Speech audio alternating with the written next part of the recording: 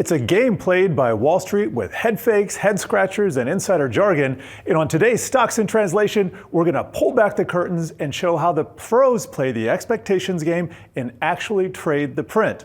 So let's start with some earnings basics. Revenue is the top of the funnel. It's how much money goes in the door, and it's also called sales. Net income is what's left over after all the bills are paid. You can also call it earnings or profits, and if it's negative, that's a loss. Earnings per share, or EPS, just slices the pie of profits into a per share amount.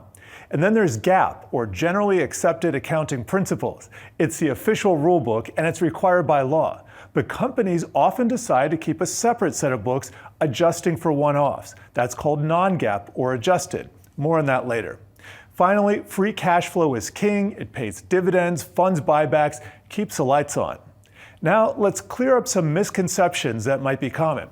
A beat means that the company exceeded analyst expectation, but that's not always bullish. Companies aren't required to issue future guidance, but if they do, it usually matters more than history. A GAAP loss reporting according to official SEC rules might sound bad, but if cash flows are getting better, the future might be getting brighter. And remember that non-GAAP or adjusted EPS can exclude things like stock compensation and one-offs. Always read the fine print, as many games can be played here. Finally, many companies have a fiscal year that's different from the calendar year. You'll soon hear some Q1, Q2, and Q4 results in October and November. Now, let's tackle some bullish and bearish signals that the pros are going to be watching out for. Bullish first. Like if a company beats on revenue and EPS with healthy margins, that means it's not just cost cutting. If it also guides future results above street expectation, that's a home run. But sometimes all investors want to hear is a confident tone. Nuance matters.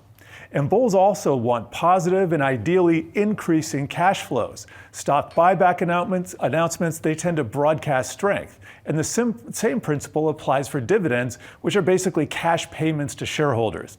Also, are orders and backlogs turning up? That means demand is strong. Then we have the bearish side. A miss on sales or EPS plus a cut to future guidance, that's pretty negative, unless the street was expecting much worse.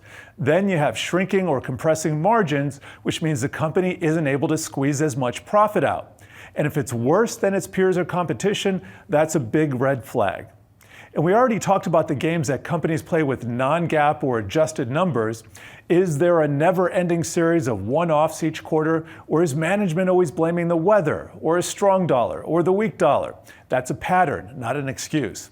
And softening cash flow or inventories creeping higher, that's a canary. Now, here's how to trade the print, where the secret is discipline over market chasing. Remember that after-hours trading can be very thin.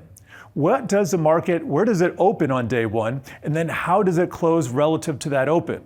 If a market jumps higher on the open than that sells off all day, that can be a bearish tell. Then always know your time frame. Is it hours, days, months, years? Always address the dominant trend on your time frame. And remember, an uptrend is a higher high and higher low series, the classic stair step. When the step patterns change, your trend has changed.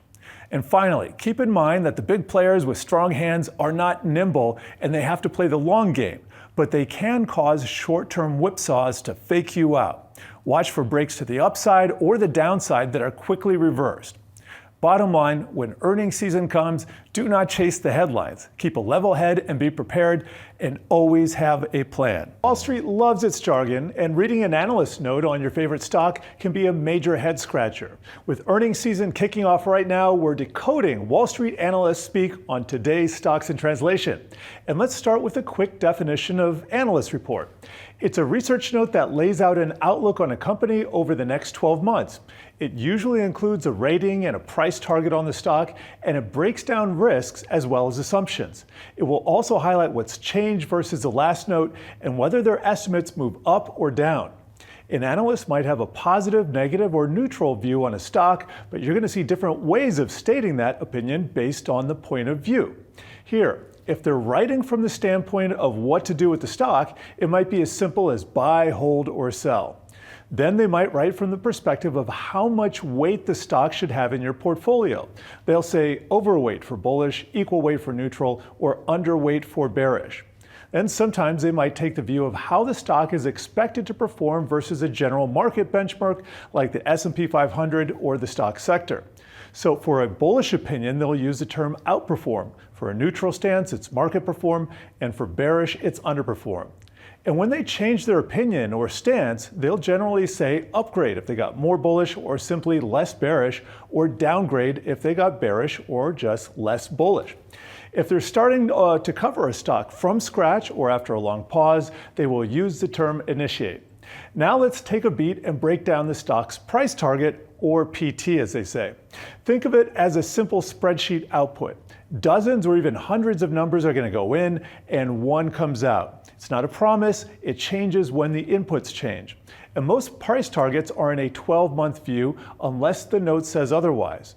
And remember that they're not trying to time the market. This is big picture, long-term thinking. Many times they'll lay out a bull case and a bear case as well as their base case. They should tell you their confidence in these scenarios as well as a risk. And a wide range of possibilities, that simply highlights uncertainty. Always take note of their assumptions, whether it's margins, multiples, rates, or growth drivers. What are the dials that move the numbers? Now let's address some common misconceptions. Sticking with price targets, a new one doesn't necessarily mean they've got a brand new thesis. Read why they moved the target. And if the stock price hits that target, it is not necessarily a sell signal. Many times, an analyst will end up chasing the stock price. And for timing signals, the separate field of technical analysis, that can help you out there. And keep in mind that one analyst rating is just that, one viewpoint. For a broader perspective, we track the consensus opinion by taking the average or median of all the different street views. And neutral, it doesn't necessarily mean bad. Sometimes a stock is just fairly priced after a run. Now let's break down the bullish tells versus the bearish ones in those notes. On the bullish side, a raised estimate or higher price target with new facts is real fuel. Higher profit margins or new drivers of cash flow can be a quality upgrade. Cash is key, and it pays for buybacks, dividends, and debt. And how clear is the roadmap for the company? Are the factors that matter easily identified, along with milestones to note any progress? You want the ability to track specific things on a timeline. And on the bearish side, watch out when an analyst lowers its estimate for key numbers or moves key milestones into the future.